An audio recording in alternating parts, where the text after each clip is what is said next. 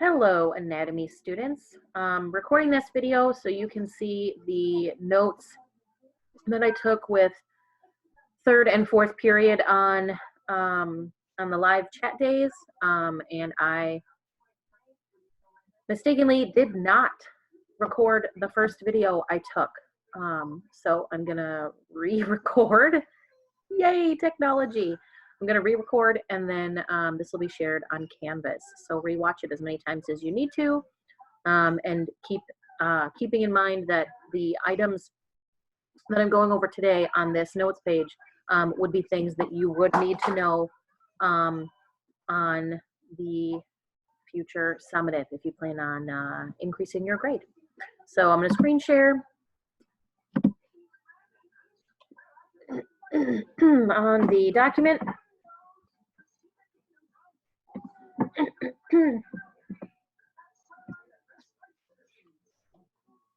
And this is on the notes page that was shared with you this week on the calendar for 4-8 and 4-9. If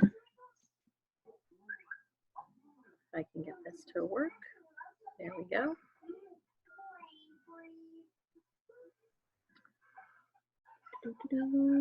Okay, here we go. So here's the diagram, and there'll be a similar diagram to this on formatives and summatives.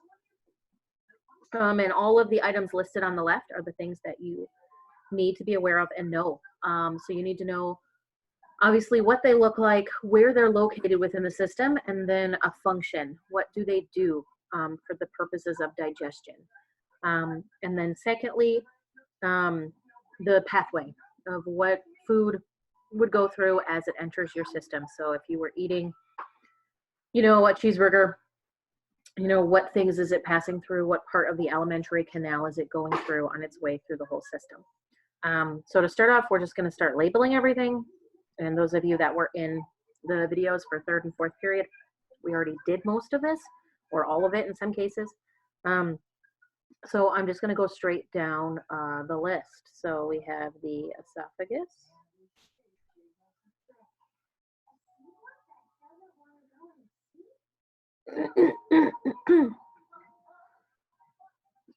The laryngopharynx, we should remember that from a respiratory unit.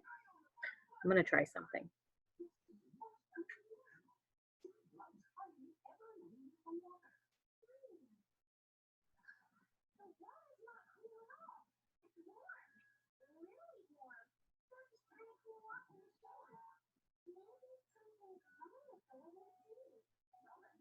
Okay, hopefully that works and you can see it. I might have I spelled it wrong, but at least you get the gist.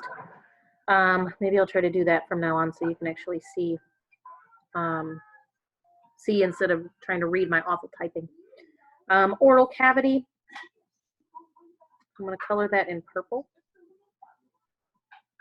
Okay.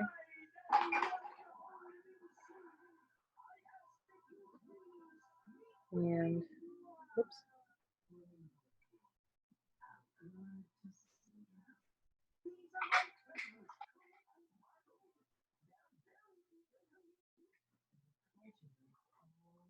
Okay. Oops. And then the oral pharynx would be behind that, right here.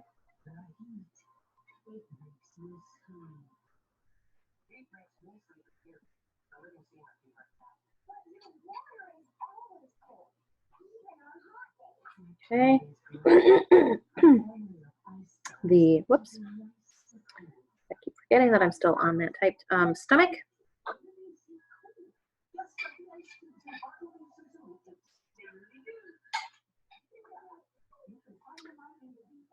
Then we have, then we have the large intestine. I'm going to highlight all of that in yellow. It's kind of like a picture frame shape that goes and makes a big square.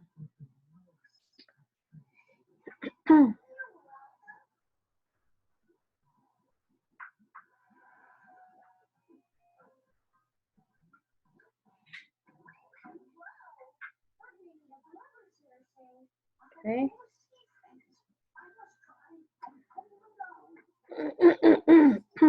pardon me, a little bit of congestion.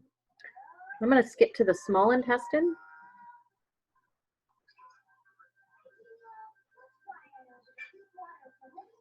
I'm going to put that in orange. That would be all these tubes right here.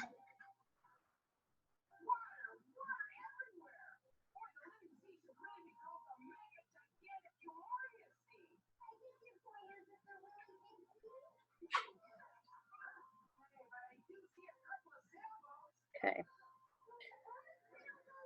And then let's go and do some of the accessory organs. So appendix.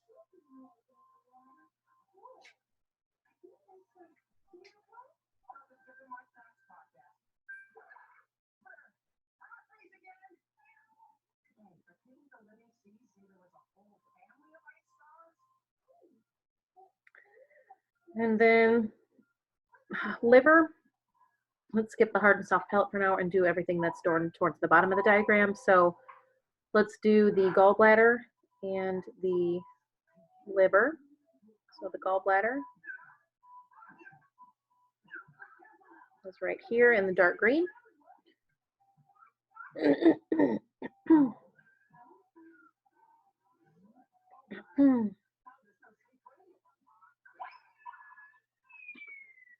Okay, the liver is this massive organ right here. You can actually color that in red.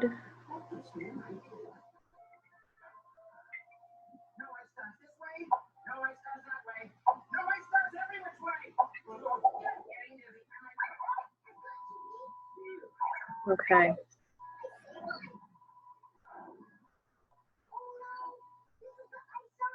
All right. So that is gallbladder, liver. Let's do pancreas.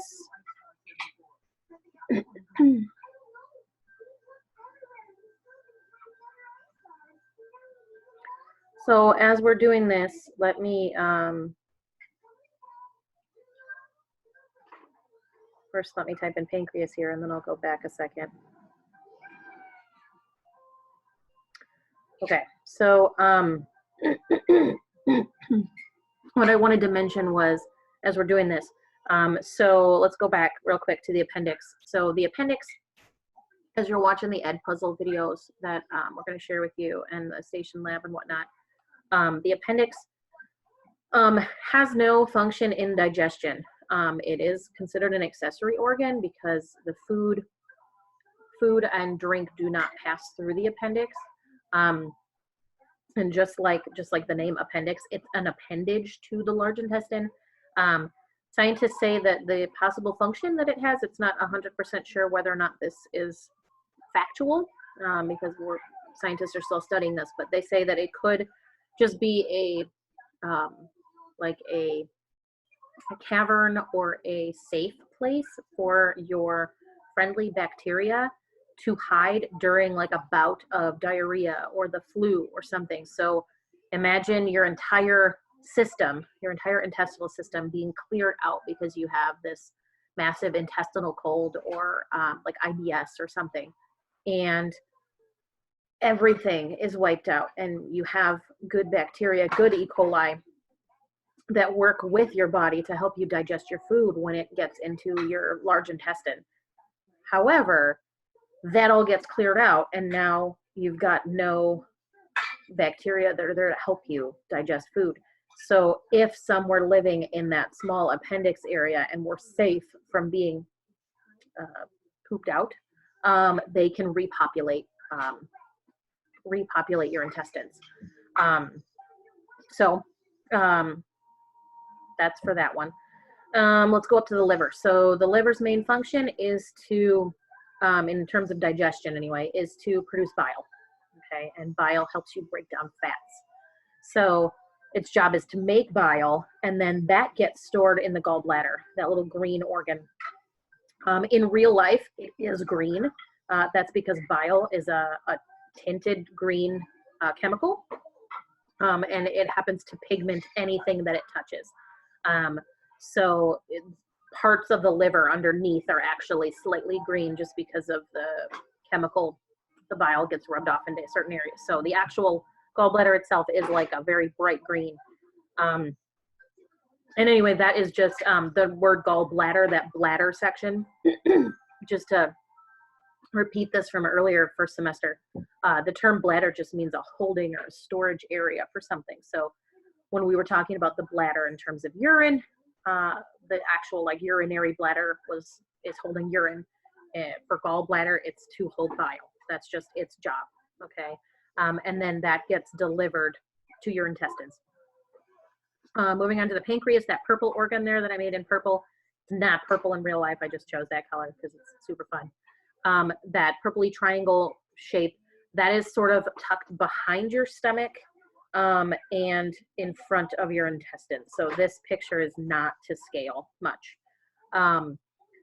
Anyway, the function of your pancreas is to make a whole bunch of digestive enzymes and deliver those to your small intestines. The most important thing that the pancreas does, probably what most people recognize it for, is the production of insulin. So as you know, people with diabetes don't either make enough insulin or make too much insulin at times, depending on what they've eaten and whatnot. Their body just can't regulate the amount that's produced. So they can either have sugar crashes or sugar highs, and their blood either has too little or too much sugar, and then they're hypoglycemic or hypoglycemic, and then they can have a whole bunch of issues that go along with that. So anyway, that's a little bit about that one. Let's move on. We still have to do salivary glands, teeth, and tongue, and hard and soft palate. And those are all up at the top of the diagram. So let's move our diagram. And then let's do, pardon me. I'm just going to pick a color. We'll do salivary glands first. So your salivary glands, obviously, if you can guess by the name, they produce your saliva. And you've got different ones. You've got sublingual, which means under your tongue, submandibular, which means under your mandible here. You don't need to know their specific names, just know that you have them and they exist. There's 3 on this side, 3 on this side, and that's that. The main importance of them that we need to know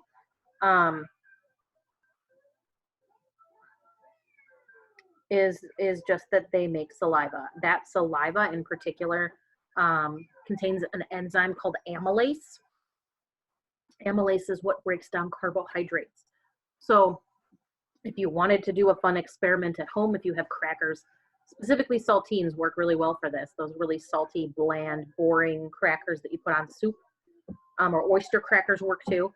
Basically shove a whole bunch of them in your mouth and see how long you can chew them without swallowing, okay, and without taking any drinks of water. You'll notice as you chew, you go like 30, 60, 90 seconds in, and you'll start tasting something sweet. That's because your saliva is breaking down those carbs, those big proteins, those big starches, those polysaccharides into monosaccharides and making sugars. So that's why you start tasting sweet before you swallow, if you can, because if you've researched this cracker challenge, it's crazy. You can't possibly eat that many because you run your saliva. You get like dry mouth. Anyway, it's pretty funny. Pretty funny to watch people try to do it too. Okay. Anyway, let's move on to tongue. So the tongue, I'm going to make pink in my diagram.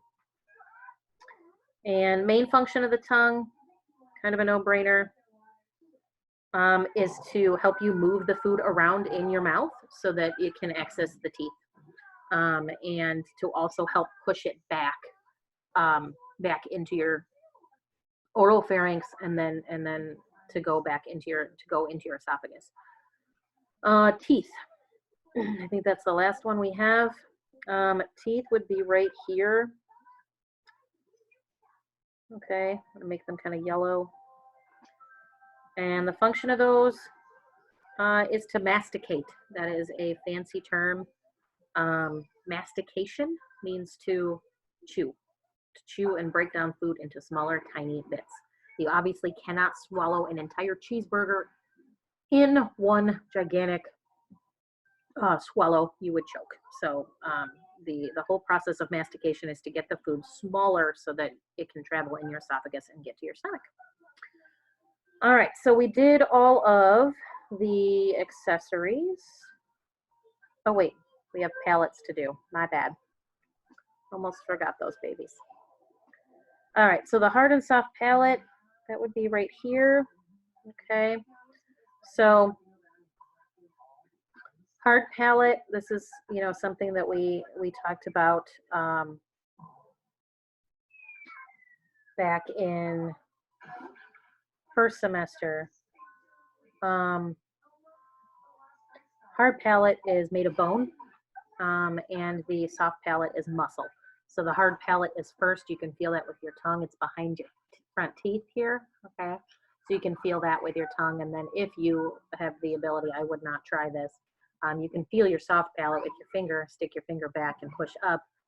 Sometimes that causes a gag reflex and you might vomit. So I do not recommend doing that unless you feel like you want to throw up. Not be a fun thing to do. Okay, so let's move on to large intestine and small intestine. Okay, I'm going to do small intestine first since that comes first in the pathway. And so there's 3 parts of the small intestine. Okay, and I'm going to color them again. Not that it might not help because I already have orange on top. There we go. So I'll do the first part in orange, and then I'll do the other 2 parts in another color. So the first part starts at the end of the stomach, okay? And it's kind of hard to tell in this diagram, almost impossible to tell, but the first part lies at the top, okay? And that one is called, and I'm gonna type these in and hopefully it'll be easier to see, is the duodenum. Some people pronounce it duodenum. That's not right. Duodenum. And that's part 1. So I'm gonna actually label it. I forgot to type that in there. I'm gonna label it with a little 1, okay? Because that's part 1. The second part, let's put that. I'm gonna choose a red, and that, again, it's impossible to tell like where the second part is. The first part, we know it has to come after the stomach. The second part's somewhere in the middle, unless you had a microscope and you actually had like tissue samples from the intestines. That's the only way you'd be able to tell which part is what. The jejunum section, which is the second section, is mostly in charge of absorption. So the amount of microvilli and villi in that section is a lot. Okay, so J-E-J-U-N,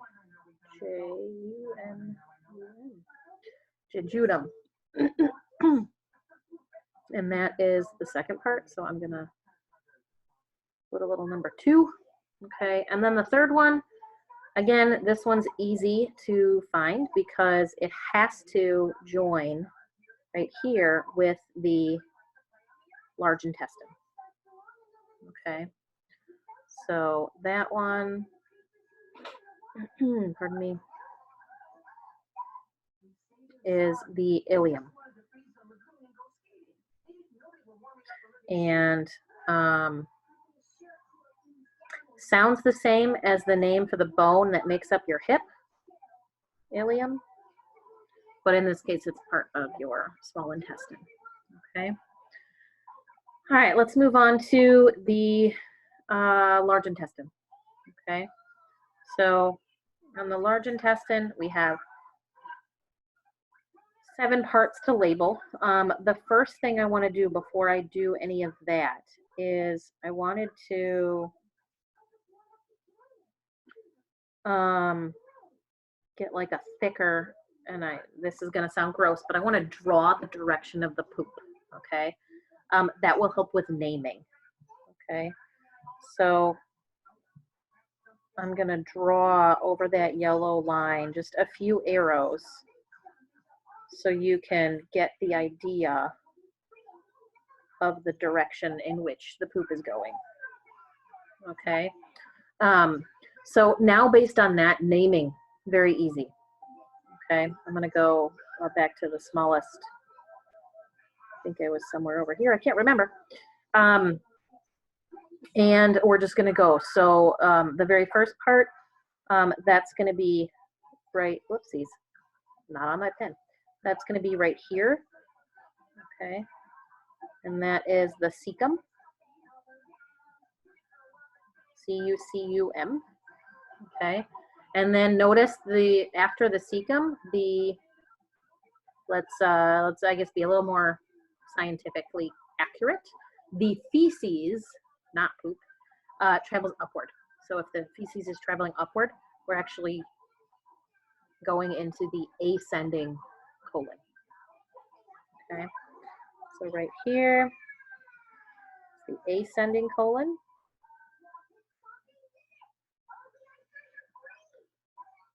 And most of these sections are called something something colon. Okay, or something colon. So ascending colon.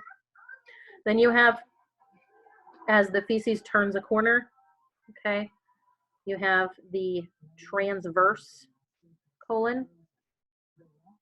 Okay, so right here, this is transverse. That word you should already know from the beginning of the year. Okay, then we have the feces had gone across, now it's going down, so it's descending. So, whoopsies. So, descending colon.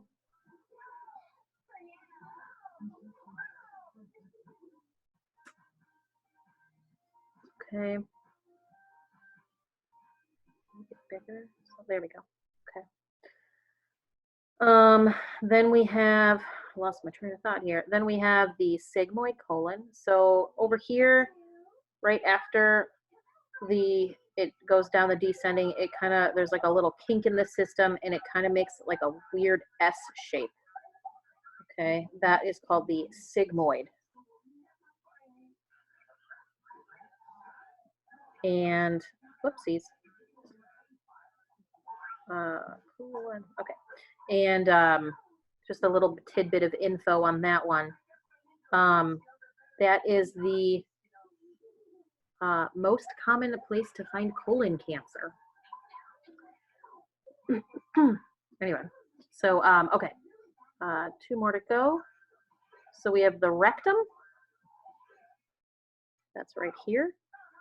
Okay, and then the anus, which is right here, the opening. Okay, so rectum. Whoops, a little bit of a tech issue here. Hold on just a second.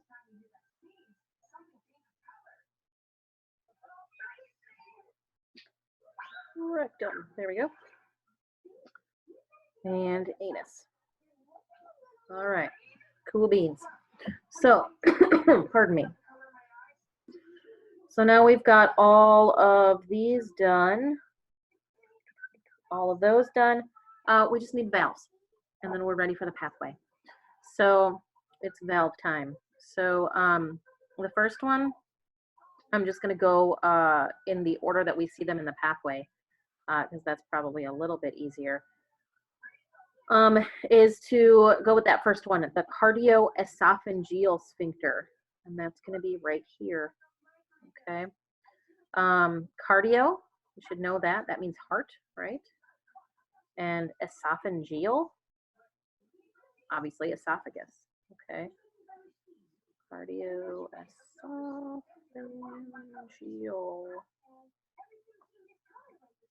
And I'm just gonna abbreviate with sphinct. There we go. All right. So this is the sphincter that if it doesn't close all the way, if it doesn't make a tight seal and it opens slightly, this is when you get heartburn. Okay. So I don't know if that's going to also help with the name cardio heart. If it opens, you get heartburn. Okay. Because your stomach acid is going up through that little valve. Just like the valves that we talked about when we were doing the the heart, okay? All right, next one. Let's do, I'm gonna do it in gray because I got a lot of other colors. So down at the opposite end of the stomach, we have our pyloric sphincter. This over here. Okay. Pyloric. Is Daddy upstairs? Yes, Daddy's upstairs. Pardon my 5-year-old. Do you need something though? He is busy.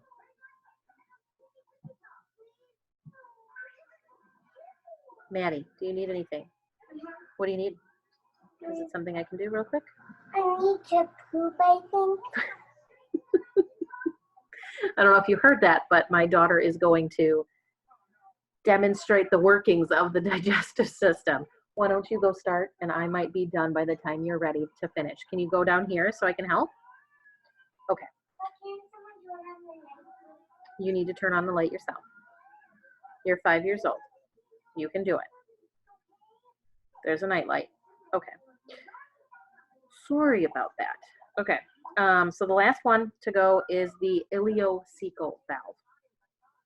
Based on the name, and I'm gonna make it black there. I know it's kind of hard to see because I'm running out of space. Is right here, and you kind of should be able to guess by the name.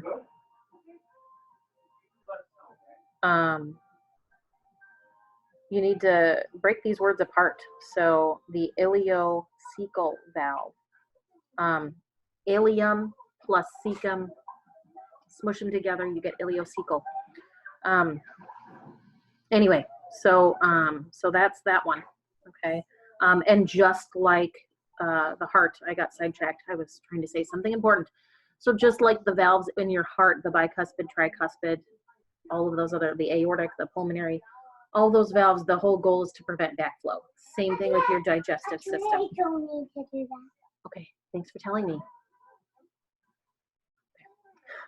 So the whole purpose is to prevent backflow because you wouldn't want feces backing up into your stomach or backing up into your esophagus. So like, for example, like if you were to get sick and throw up, you only have stuff in your stomach coming back up. You don't have things that have already been digested 100% from your small intestine and in your large intestine. You don't have that coming up too. Gosh, that would be the most horrific thing ever, just thinking about it. So anyway, throwing up is worse enough. You don't need poop coming out. But, oh God, that would be horrible. Anyway, let's stop thinking about that. So let's move on. So we've labeled the whole diagram. Now the only thing that's left is to talk pathway, okay? Because I have so much written on this one, I made a secondary copy, and you're welcome to do this too. You can make as many copies of that document as you want to in Notability. And I will just go in and write in numbers of the pathway, okay? And I'm gonna do that in red so that it's a little bit more visible. And so let's start this off. So if we're starting outside your face, like if you were, I'm gonna just keep going with my cheeseburger example. I just really want a cheeseburger right now, I guess. So if you eat your cheeseburger, obviously the first thing it's gonna come in contact with is your teeth.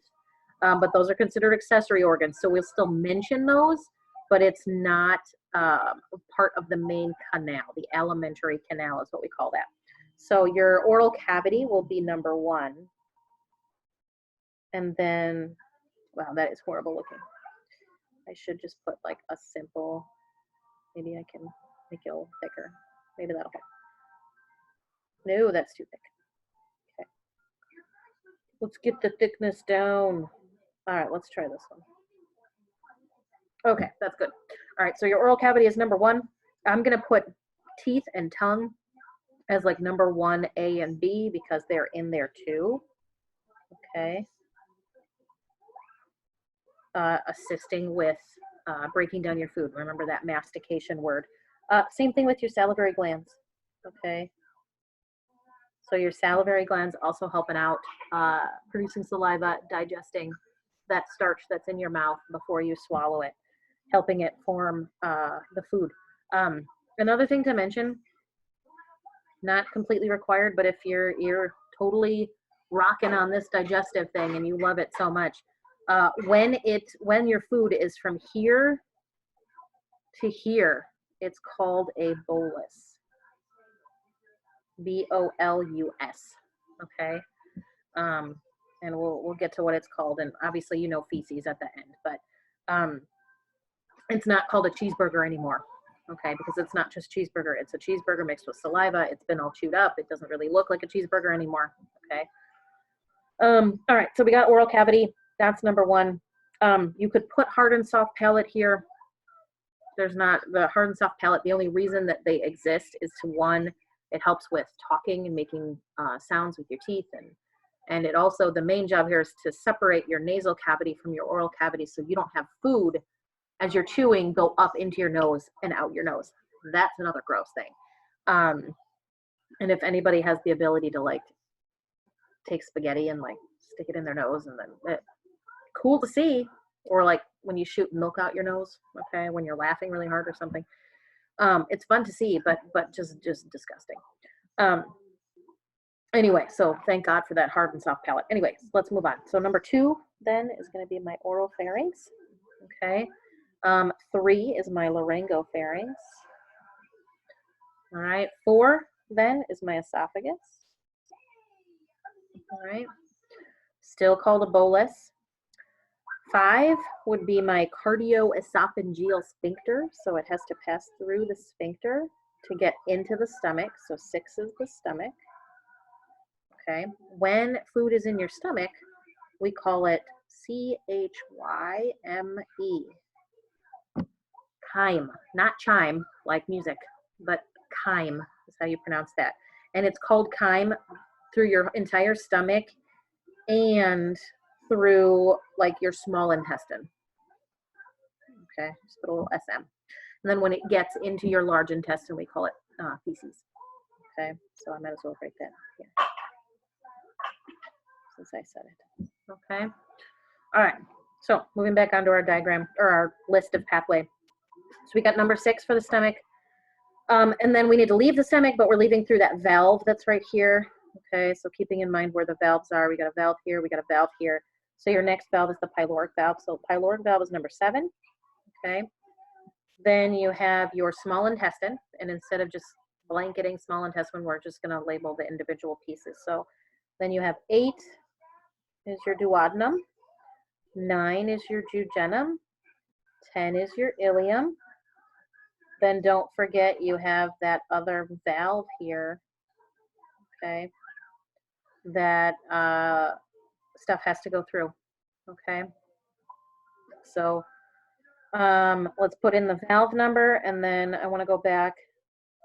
10, 11 is your ileocecal valve. And before I forget, because I did just now forget until saying it out loud, I've been forgetting about the accessories. So let's throw those accessories in where they belong.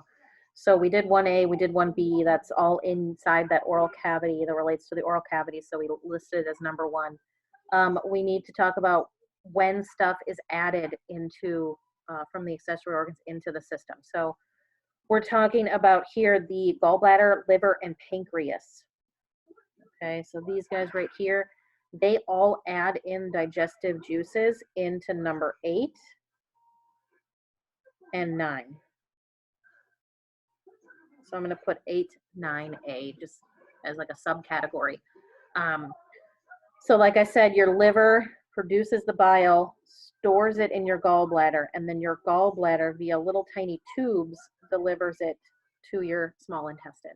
And then just like your pancreas is making digestive enzymes, and that gets delivered. Whoopsies, whoa, didn't know I could do that. And then that gets delivered into your small intestine. I'm gonna erase those because it doesn't make a whole lot of sense what I wrote there. All right, so moving back on, put that little dot back. So moving back onto our list. So we have 11, we need number 12. So now number 12 is going to be the first section of your large intestine, because we passed that ileocecal valve, we left the ileum, past the ileocecal valve, so now we're in the cecum. So number 12 is going to be cecum.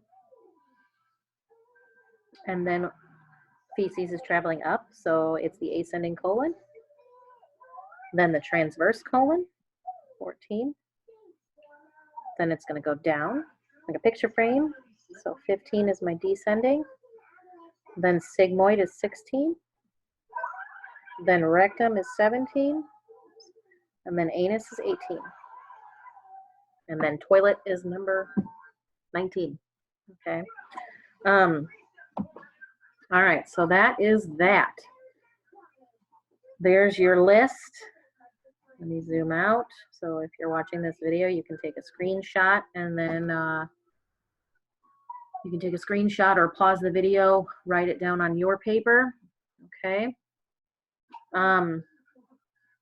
We'll do the same thing up here since we wrote down a bunch of stuff. Let me zoom out a little bit. Okay. So there's everything there. Take a screenshot if you want to, pause the video, what have you. Make sure you add in all those words. So again, future summative, it's going to be label a diagram just like this with the names. Also things like what are their functions, and then pathway. What places does the food pass or drink pass on its way through the system to get digested? Okay. So that's it. Okay. Feel free to message me with questions anytime about anything.